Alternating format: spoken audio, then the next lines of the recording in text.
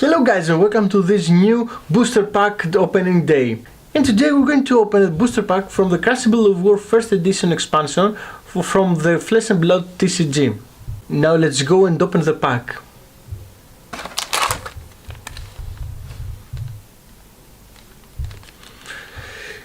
Let's tear this beautiful pack apart.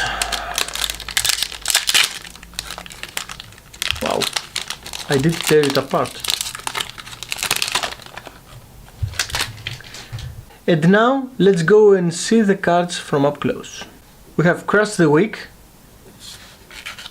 Increase Attention, a Ranger action, Sulbit Strike, a Ninja action attack, Pathing Helix, this is a Ranger Arrow action attack, Chokeslam, this is a Guardian action attack, Foreboding Bolt, this is a Wizard action.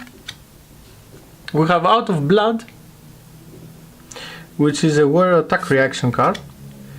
We have the Slip Dart foil.